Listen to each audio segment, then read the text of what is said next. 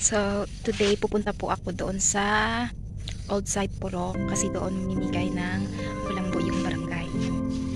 So, ako ang kukuha kasi maglalakad si nanay. Maglalakad si nanay. Walang ibang gakuha kundi ako. Hinintay ko lang si nanay kasi magsabay ako sa kanya. Ayoko maglakad na isa. Nay, tara na! Sabay ako sa'yo!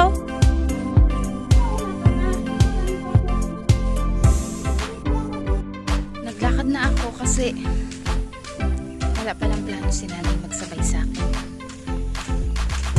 Sa bagay, magkaiba naman ang ruta namin. Ako dito, siya doon sa labas. Kaya naglakad na lang.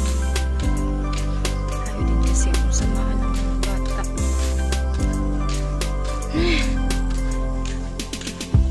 A few moments later.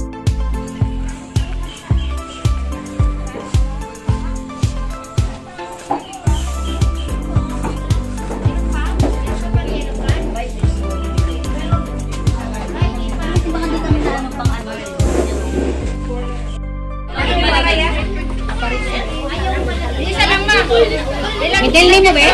Pamilya ko. Ilan ang kwarto mo? Pamilya. Ilan ka sa bahay? Yun.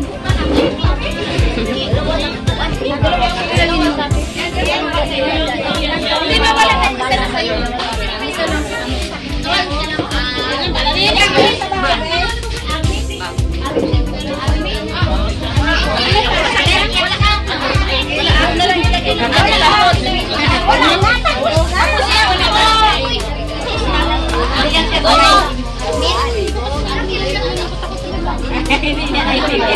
Wala kasing chat na ano. Yan ang mga 1 hour later. Pauwi na ako at nakakuha na ako ng apat na kulambo na kakasya sa amin. Tapos hindi sinabi sa akin ng asawa ng pinsan ko na nagtatrabaho sa sa Department of Health na bago pala mabigyan ng kulambo kailangan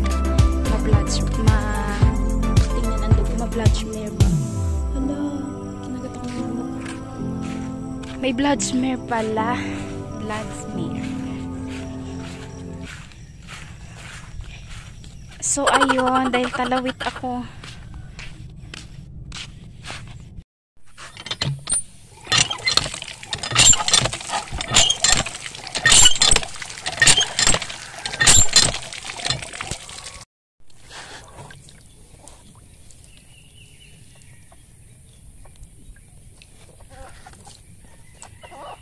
So, isasumakay ko na.